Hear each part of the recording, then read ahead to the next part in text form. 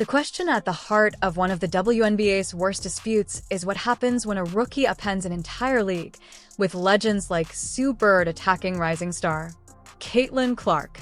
Numbers are still really high and they're still really meaningful, and they still show and tell a story of the viewership that is being gained in the WNBA. And yet some people continue to flip that. Those people, I've seen Stephen A. Smith talk about it. I've seen Shannon Sharpe talk about it. And then I read the article.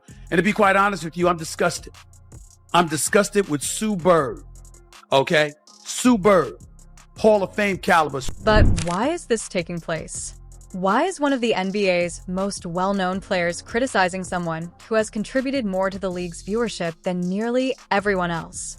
Champions on the floor drew an audience of 929,000, according to ESPN. That is 50% less than the Fever's Game 1 against the Sun, and even less than the Fever's Game 2 against... Sun numbers are honest. The WNBA's viewership has increased significantly, mostly as a result of Caitlin Clark's amazing on-court presence. So I'm supposed to turn a blind eye and a deaf ear to the facts?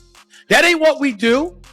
And while I am quite sure, Sue Bird, that you can educate me on a game of basketball, even though I've been covering it for 30 years. However, several prominent figures in the WNBA community, including as Hall of Famer Sue Bird, have decided to blame Clark in spite of this. Because of Caitlin Clark, because a straight little white girl from Iowa made this thing interesting going back to college, a one who has handled herself like a total professional, like, truthfully, an elegant, graceful woman, not a hoochie mama wearing frickin' clothes up her ass, shaking her ass, a.k.a. Bird, who is frequently acknowledged as one of the best WNBA players ever, has publicly criticized Clark and sports media figures Shannon Sharpe and Stephen A. Smith.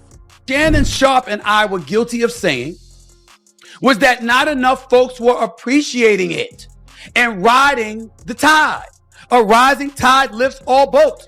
People weren't doing it. Not you, not most of the league, but some. Was that not proven by the way Cheryl Swoops acted? So because I work at my day job on ESPN, I'm supposed to ignore the fact? They allegedly committed a crime. Let's get one thing straight. After Clark was eliminated from the playoffs, WNBA ratings plummeted. With 5 Olympic gold medals, more than 5,000 points, and 2,000 assists during her career, Sue Bird is a legend. I'm supposed to ignore the astronomical impact she has had compared to others? How Team USA was stupid for not putting her on a team to make sure you help uplift the sport even more? Don't y'all want a greater profile? Don't y'all want more notoriety? Don't y'all want more? For accolades speak for themselves. You would think that someone with such a legacy would support a rising star like Caitlin Clark, who is bringing in new waves of fans to the WNBA on her own. However, Bird has chosen to undermine her. She has been outspoken about how Clark isn't the reason for the WNBA's potential success, completely ignoring the rookie impact. However, is Bird ignoring reality? When Clark was still in the playoffs, viewership hit 2.5 million, and the second she was out, that number dropped to 929,000, a nearly 50% decline.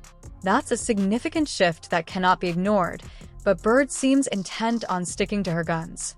It seems as though Bird is living in a different reality and is oblivious to Clark's indisputable influence. Smith, Stephen A., never one to shy away from controversy, responded to Bird's criticism with a firm but respectful disagreement. He made it clear that Clark's influence on the WNBA is astronomical, comparing her impact to that of Michael Jordan on the NBA.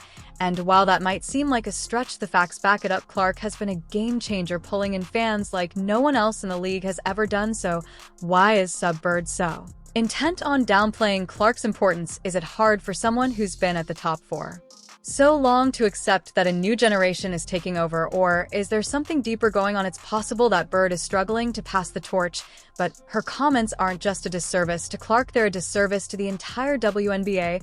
Let's not forget, before Caitlin Clark, the WNBA had a hard time drawing in viewership. Sure, there were loyal fans, but nowhere near the numbers the league is seeing now. Clark's influence isn't just big, it's everything. She's practically carrying the league on her back, bringing in millions of new viewers and giving the WNBA the attention it's always deserved. Bird's inability to see this is not only unexpected, but it also hinders the league's expansion.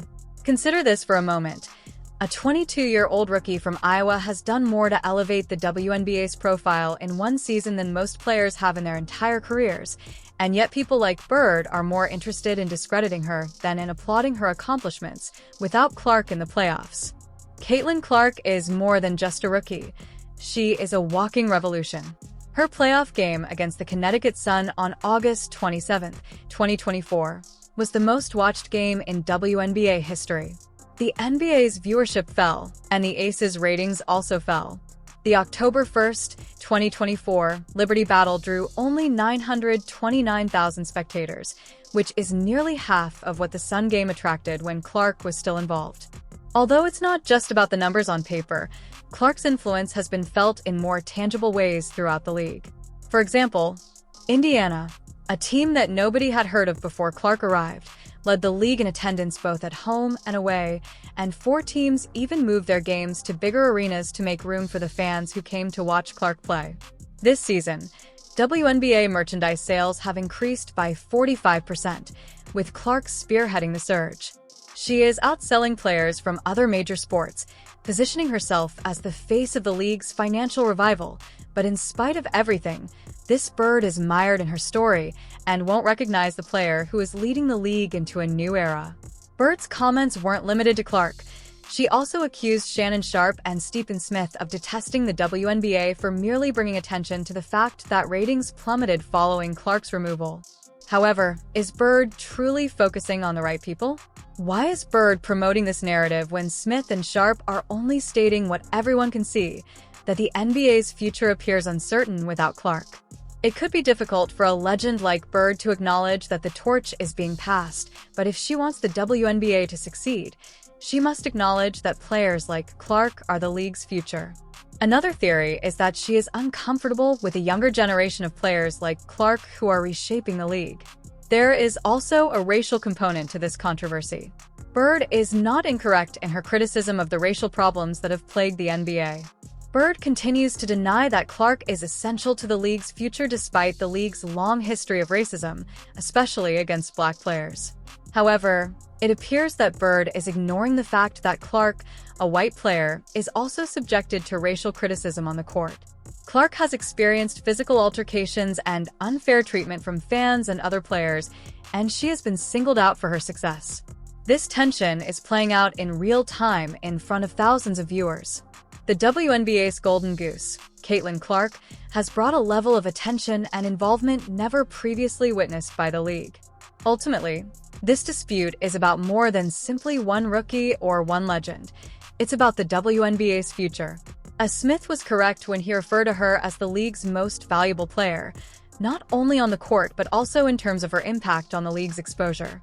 It's time for everyone, including Sue Bird, to acknowledge that Caitlin Clark is the key to the league's success and that ignoring her influence is unfair to both Clark and the WNBA as a whole. If the league is to continue to grow, it must welcome the next generation of players, beginning with Caitlin Clark.